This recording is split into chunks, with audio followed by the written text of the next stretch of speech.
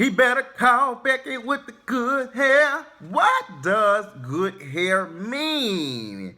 What's going on, y'all? So today I was on Twitter and my guy, Black Queer God, I love him so much. Please follow him on Twitter. He is a very intelligent black gay man and he's very comfortable in his skin and with his sexuality. And you know that just does something to my spirit. So he had retweeted a picture of what you see in the thumbnail of, I think it was not DW, it was, I can't think of her, Muppet, I can't think of her name. And she had a little fro and stuff, and she was talking to the mirror, and it said, when you realize that your hair is actually popping as fuck after living a life submitting to Eurocentric beauty standards. I was here for it, ooh-wee. It just made me shake.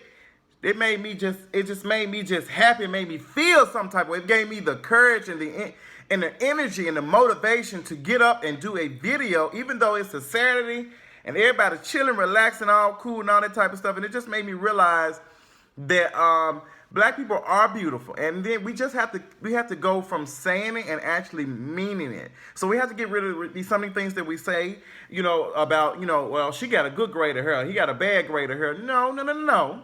It depends on what you're trying to say, because I think some people, she probably needs to wash it, it's kind of dirty, she's not taking care of it.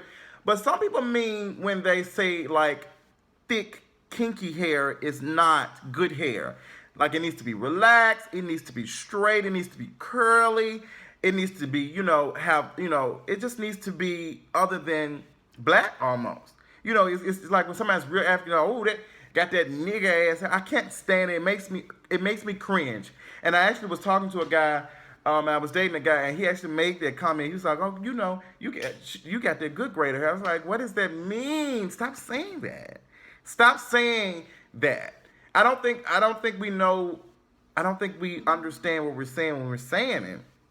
And I just want to tell everybody and encourage everybody to love your hair, love who you are.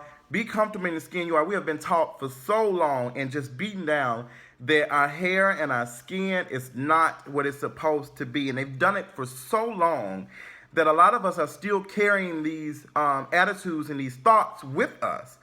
Even in 2016, we still have people that think that hair like this is not good. People tell me all the time, Josh, you need to cut your beard. You need to cut it, da-da-da.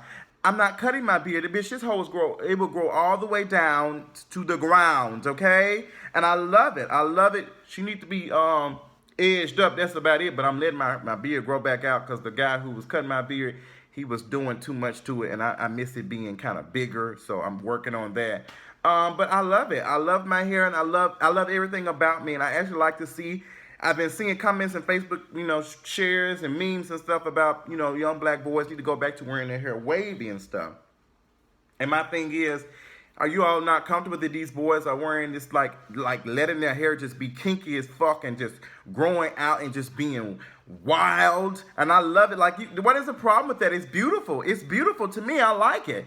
I just don't understand what the problem is. You want us to go back to perming our hair and, how black men was back in the, when they were trying to be on the news stations, and they had no choice because they had to fit in. They had to fit in. They had to do it. If you go back and you look at some of these old news stations and the old news, how they used to be back in like the 50s and 60s, black men used to perm the shit out of their hair to sit here and look like a white man. And now you got black brothers, still now you don't catch it too much unless they're giving commentary or they'll pay analysts and all that type of stuff to come in and wear their hair like that. But you don't catch, Don Lemon, don't wear child, Don Lemonisha, y'all be called. I love Don Lemon sometimes though. But you don't catch it just a reporter. I have not seen too many black reporters just hair like that. Other than, on big networks like CNN, MSNBC, and what else is it? NBC, CBS, and all that type of stuff. So, think about this. Think about when you be careful saying, I know it's something that we have to learn because it's hard to unlearn behavior. And my psychology professor always told us, he gave us a story, it's hard to unlearn behavior that you've been taught. So let's say we've learned how to ride a bike and going forward, pedaling forward. It's going to take you forever to pedal backwards because you're so used to pedaling forward that when you get in it, it's just muscle memory. And that's something they taught us in basic training in the Army, muscle memory, to do stuff off, without being questioned, without any knowledge, just doing it automatic. If I hear a boom, bitch, I'm hitting the ground, I got my weapon, I'm watching. I'm checking. I'm doing all that type. It's muscle memory. So a lot of the stuff that we're doing is, it's bad muscle memory for us to hate our culture, for us to hate our blackness, for us to hate our hair texture. It's terrible as muscle memory. And we have got to get out of that. I want us to stop saying those things, and it irritates me. If you see a baby, okay, and you see a baby and she got curly hair, don't tell that baby, don't tell the parents that she has good hair. Don't say that. Stop saying that, because what is your definition of good hair? When people say things like this, so what is good hair? And I said, you don't know how ignorant you sound? You know how ignorant you sound saying stupid shit like that? Okay, and you just continuing. You ain't got to be, folks ain't got to hang black folks and stuff no more. They don't have to. We're hanging ourselves up with words and thought processes and stuff. So it's just something that we have to get out of that. The damage has already been done. It's not irreversible, but it's going to take a long time before we get comfortable and happy with who we are as people. And I'm just very adamant on that. I'm just very strong on it. And that picture that tweet just brought something into me, into my spirit, into my soul, and something that I needed this morning. Something that I needed. She was giving me something I can feel, something I can use in my Got to Be Real voice. I think I'm gonna have to go find that video, Got to Be Real, from my girl Maleficent, honey, who's one of the creators. Well, she is the creator of Got to Be Real. If you have not checked out that YouTube series, you need to.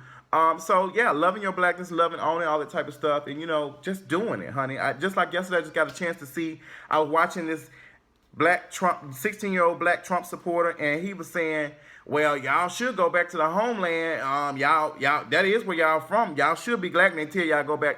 We're going to deport you to Africa.